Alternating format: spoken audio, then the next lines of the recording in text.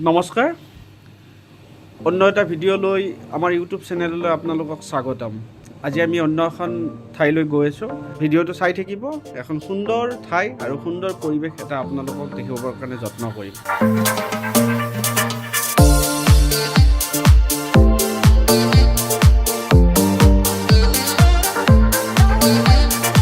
আমি আজি আহিছোঁ ডিব্ৰুগড় টাউনৰ পৰা 37 কিলোমিটাৰ দূৰত অৱস্থিত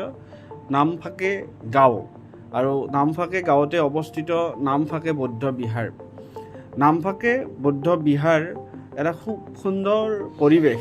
আপোনালোকে চাই থাকিব যিখিনি ইয়াৰ মংক আছে তেওঁলোকৰ জৰিয়তেও আমি আজি এই ভিডিঅ'টোৰ জৰিয়তে কথা পাতিবৰ কাৰণে যত্ন কৰিম তেওঁলোকৰ জীৱন প্ৰণালী কেনেকুৱা বা তেওঁলোকে খোৱা বোৱাৰ ক্ষেত্ৰত তেওঁলোকৰ কি নিয়ম নীতি পালন কৰে তেওঁলোকৰ গোটেই জীৱন প্ৰণালীটো তেওঁলোকৰ পৰা আমি জানিবৰ কাৰণে যত্ন কৰিম আপোনালোকে আমাৰ ভিডিঅ'টো চাই থাকক নামফাকে বৌদ্ধ বিহাৰৰ যিটো অৱস্থিতি সেই অৱস্থিতিটো নাহৰকটীয়াৰ পৰা 6 কিলোমিটাৰ দূৰত অৱস্থিত আৰু এই নামফাকে ভিলেজখনত নামফাকে যিখন গাঁও আছে এই গাঁওখনত প্ৰায় 150টা পৰিয়াল আছে তেওঁলোকৰ এই পৰিয়ালখিনিৰ মূল বৈশিষ্ট্য হ'ল তেওঁলোকে থাইলেণ্ডৰ যিটো সংস্কৃতি আছে ড্ৰেছ কোড আছে বা থাইলেণ্ডৰ ভাষা যিটো আছে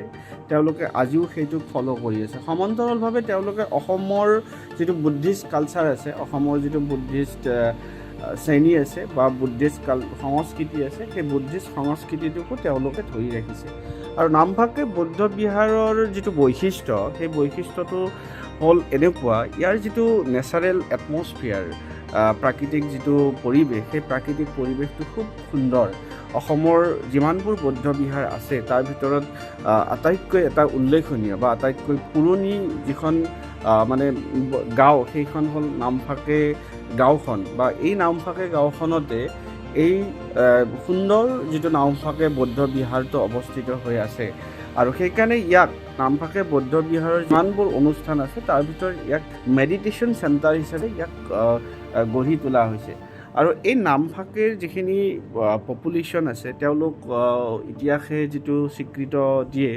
তেওঁলোকে প্ৰায় 18th centuryৰ মাজমান ভাগত তেওঁলোকে ইয়ালৈকে আহিছে আৰু আপোনালোকে নামফাকে যিটো বৌদ্ধ বিহাৰ আছে তাত স্থাপিত চনটো দেখিলেও গম পাব এই ইয়াৰ স্থাপন হৈছিলে 1850 চনত তাৰমানে ইয়াৰ জৰিয়তে আমি এইটো ক'ব পাৰোঁ যে 18th centuryৰ পৰা 19th centuryৰ মাজভাগত এই মানুহখিনি ইয়ালৈকে আহিছিলে এই নামফাকে বৌদ্ধ বিহাৰৰ যিটো মানে নামফাকে যিটো 150টা পৰিয়াল লৈ যিখন গাঁও আছে এই গাঁওখনৰ কিছুমান বৈশিষ্ট্য আছে তাৰ লগতে তেওঁলোকৰ যিকোনো অনুষ্ঠানত কেতিয়াবা যদি ডিছপিউট কেতিয়াবা যদি সংঘাত বা কাজিয়া সূত্ৰ ইয়াতে কোনো ধৰণৰ পুলিচৰ ইণ্টাৰপ্ৰিটেশ্যন বা পুলিচৰ কোনো ধৰণৰ ইণ্টাৰফেৰেঞ্চ তেনেকুৱা নাই তেওঁলোকৰ এতিয়াও মংকৰ দ্বাৰাই সেই বিচাৰবোৰ তেওঁলোকে কি কৰে সমাধান কৰাৰ কাৰণে যত্ন কৰে এওঁলোক এক পুৰণিকলীয়া তেওঁলোকে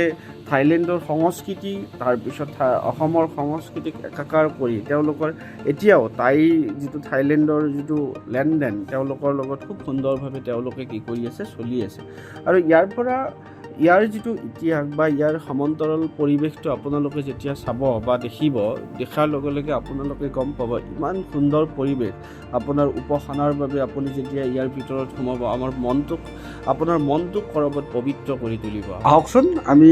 ইয়াত থকা মংখিনিৰ পৰা তেওঁলোকৰ মনৰ ভাৱ জানিবৰ কাৰণে যত্ন কৰোঁ কি ৰাতিপুৱা কি কৰিব লাগে শুই উঠি কেনে পূজা কৰিব লাগে তাৰপিছত পাহৰ যাব লাগে তোমাৰ ঘৰ ক'ত তিনিচুকীয়া কিমান দিন হ'ল তোমাৰ 1 বছৰ 1 বছৰ হ'ল থাকি ভাল লাগে হে বুদ্ধদেৱৰ কথা শিকিছা